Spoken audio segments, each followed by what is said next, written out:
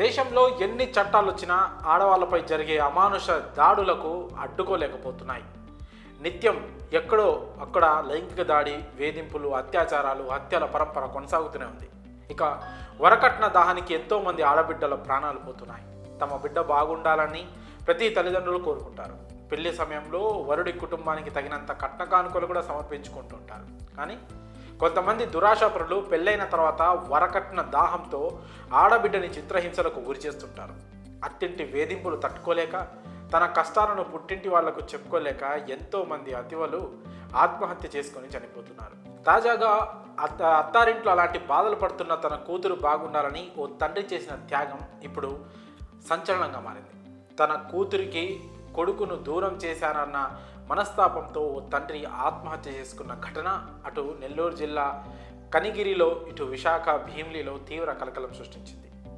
ఎంతో అల్లారుముద్దుగా పెంచుకున్న తన కూతురికి అత్తారింటి వేధింపులు రోజురోజుకి ఎక్కువ కావడంతో ఆ తండ్రి హృదయం తల్లడిల్లిపోయింది.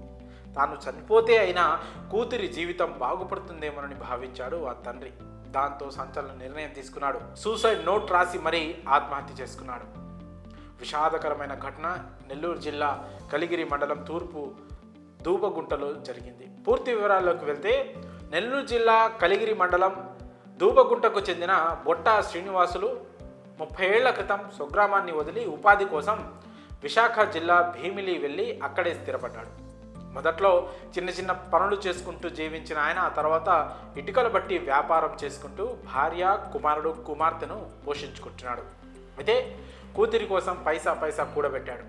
ఈ క్రమంలోనే భార్య తరపు బంధువైన సూర్యకుమారి రెండో కుమారుడు చంద్రశేఖర్కు తన కుమార్తె యమునను ఇచ్చి 5 ఏళ్ల క్రితం ఘనంగా పెళ్లి చేశాడు. పెళ్ళైన కొత్తలో భార్యాభర్తలిద్దరూ ఎంతో అన్యోన్యంగా ఉన్నారు.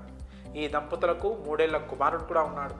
ఇటీవల రియల్ ఎస్టేట్ వ్యాపారం పెరగడం, అప్పటి వరకు బీడుగా ఉన్న భూముల పక్కనే హైవే రావడంతో యమున అత్తారింటి వారి భూములు కోట్ల ధర పలికాయి. అకస్మాత్తుగా డబ్బు రావడం, యమున ఉన్నత చదువులు చదివి ఉండడం, చంద్రశేఖర్కు పెద్దగా చదువు రాకపోవడం, ఇలా కొన్ని కారణాల వల్ల ఆమెను ఎలాగైనా వదిలించుకోవాలని కొంతకాలంగా అత్తింటి వారి వేధింపులు మొదలయ్యాయి. తన కూతురు పడుతున్న ఇబ్బందులు తెలుసుకొని శ్రీనివాసులు ఆమెను ఇంటికి తీసుకుని వెళ్ళాడు. రాజకీయ నేపథ్యం ఉన్న యమున అత్తగారు ఆమెపై దాడి చేసి 3 ఏళ్ల బాబును తీసుకొని వెళ్ళిపోయింది. ఈ క్రమంలోనే యమున తండ్రి శ్రీనివాసులు స్థానిక దిశ పోలీస్ స్టేషన్లో ఫిర్యాదు చేసిన రాజకీయ పలుకుబడితో కేసును నీరుగార్చారు. తన కూతురు పడుతున్న బాధను చూడలేక విశాఖ నుంచి కలిగిరి వచ్చి 4 రోజులుగా తన సోదరుడి ఇంటి వద్ద ఉన్నాడు. ఈ నేపథ్యంలోనే తీవ్ర మనస్తాపానికి గురై సూసైడ్ నోట్ రాసి బుధవారం ఇంట్లో ఉరేసుకుని ఆత్మహత్యకు పాల్పడ్డాడు. ఆత్మహత్య చేసుకునే ముందు యమున తండ్రి శ్రీనివాసులు రాసిన సూసైడ్ లెటర్ అందరి హృదయాలను కలిచివేస్తోంది. తన కూతురిని ఏ కష్టం లేకుండా పెంచానని, అత్తింటి వారు అడిగిన కట్నకానుకలు కూడా సమర్పించానని, కానీ ఇప్పుడు డబ్బు రాగానే మారిపోయారని, తన కూతురిని ఎలాగైనా కాపాడుకోవాలని ప్రాధేయపడ్డాడు. ఉపాధి కోసం దూర ప్రాంతానికి వెళ్ళి కుమార్తె బాధను చూడలేక స్వస్థలానికి వచ్చి శ్రీనివాసులు ఆత్మహత్య చేసుకోవడం పలువురిని తీవ్రంగా కలిచివేసింది.